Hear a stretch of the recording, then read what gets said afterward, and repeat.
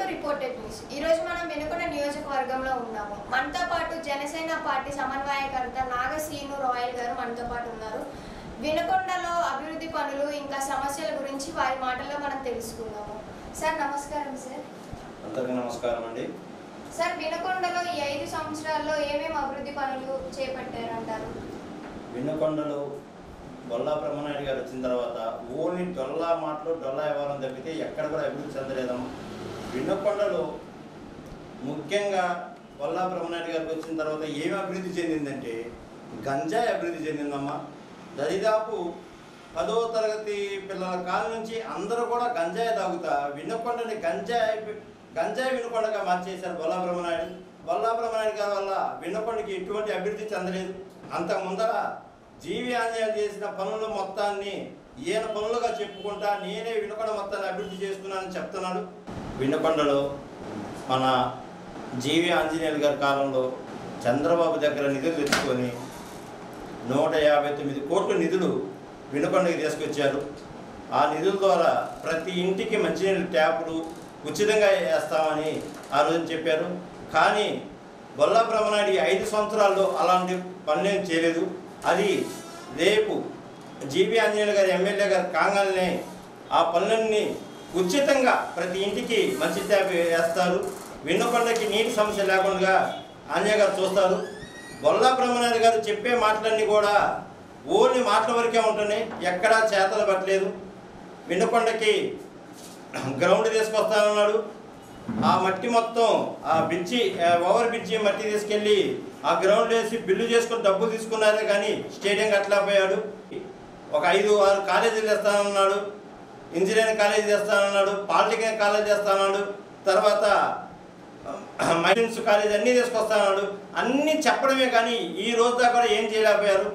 మన జీవి ఆంజనేయుల కాలంలో NSP colony దాదాపు 22 ఎకరాలు పంచాయతీకి మున్సిపాలిటీకి అప్పచెప్పారు. ఈ 5 సంవత్సరాల్లో ఒక ఇటుకు కూడా పెట్టలేదు.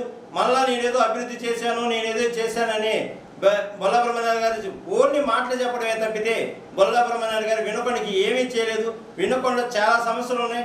రేపు ఉమ్మడి అభ్యర్థి జీవి ఆంజనేయులు గారు గెలవంగా నేను ఈ పనులన్నీ కూడా జరుగుతాయని తెలియపరుచుకుంటాను.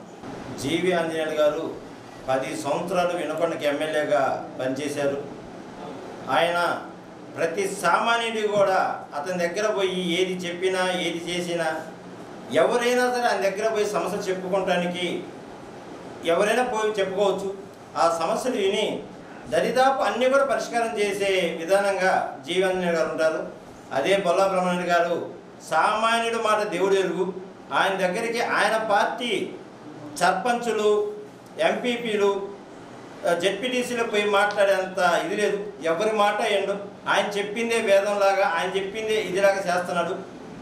దానివల్లే అతని పార్టీ వాళ్ళే అతనిని ఎప్పుడు సాగనంపాలా అని ఒక ఆలోచనలో ఉన్నారమ్మా. ఉమ్మడి అభ్యర్థి జీవి ఆంజనేయులు గారికి మీ జనసేన నుంచి ఎటువంటి సపోర్ట్ ఉంటుంది సార్? మా పవన్ కళ్యాణ్ గారు మన రాష్ట్రంలో ఒక సైకో పోయి మంచి పరిపాలన రావాలనే ఆలోచనతో ఒక పొత్తును పెట్టుకొని ఆ పొత్తు ధర్మంలో మా వినుకొండ నియోజకవర్గంలో ఒక మంచి వ్యక్తి జీవి ఆంజనేయులు గారికి టికెట్ ఇవ్వడం జరిగిందమ్మా.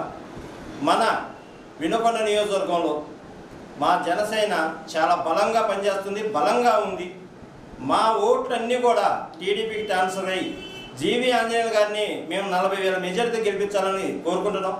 ప్రతి ఊర్లో మా జన సైనికులు పవన్ కళ్యాణ్ మాటని ఎదిరించకుండా మీరకుండా ప్రతి ఒక్కరు కూడా స్వాగతించి పవన్ కళ్యాణ్ గారు ఎవరికైతే ఓటేయమంటారో వాళ్ళకి వేయడానికి మా జన సైనికులంతా సిద్ధంగా ఉన్నారు. ఎక్కడ పోయినా ఏ ఊర్లో పోయినా కానీ మా జన సైనికులు టీడీపీ కార్యకర్తలు కలిసి పనిచేసుకుంటా మొదలుపోతున్నారు.